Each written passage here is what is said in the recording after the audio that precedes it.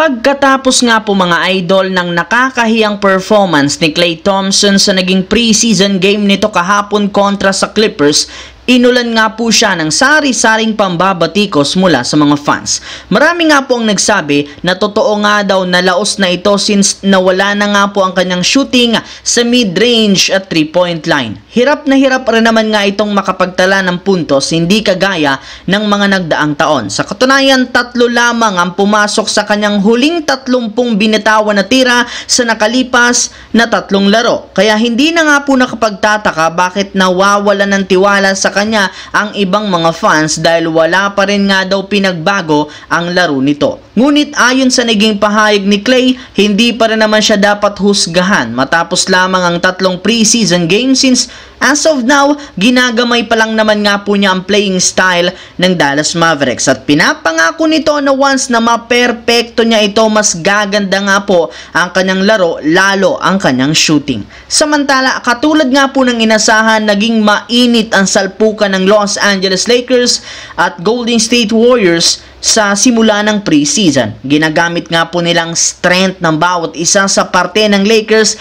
Ginagawa nga talaga nilang sumalaksak at sumungkit ng foul sa tuwing hawak nila ang bola, habang ang Warriors naman patuloy sa pag-take advantage ng mainit na shooting sa long range. Kaya naging back and forth nga po ang storya ng kanilang laban sa simula, kung saan ayaw nga po ng magkabilang team na magpatalo sa first half. Syempre, pinangunahan nga po ni Anthony Davis ang Lakers na natutuwa sa ngayon sa ipinapakita na hindi kagaya last season, mas organisado nga po ang kanilang game plan. Sa naging laro, kitang-kita pa rin kung gaano kaganda ang shooting ng Golden State kumpara sa Lakers na hirap nga pong makapag-connect sa Rainbow Country. Pero kitang-kita ngayon ang pagbabago sa ginagawang play ni Coach Redick. Ang problema, ang kanilang bench unit. Tamang-tama lamang ang gamit nito ng 9-man rotation para ma-maximize sina LeBron James at Anthony Davis. Though natalo sila, alam mo rin naman natin na pre-season pa lamang ito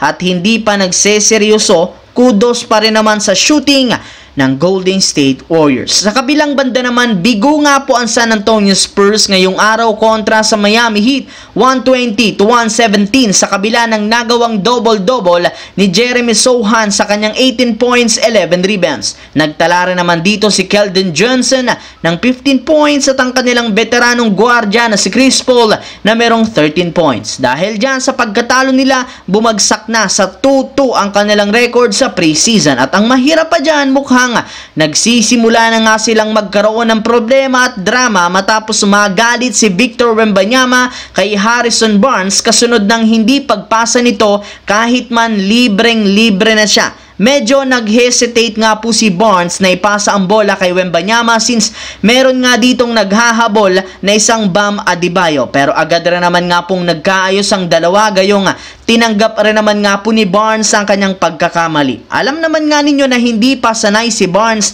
sa playing style ni Wembanyama dahil ilang beses pa lang naman silang nagkakasama. Ngunit asahan na nga ninyo, maayos ito sa mga susunod na linggo.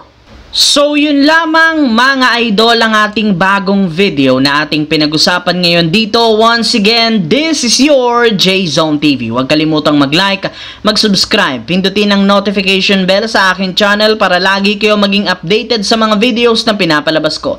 Isang malaking shoutout sa lahat mga idol. Maraming salamat po.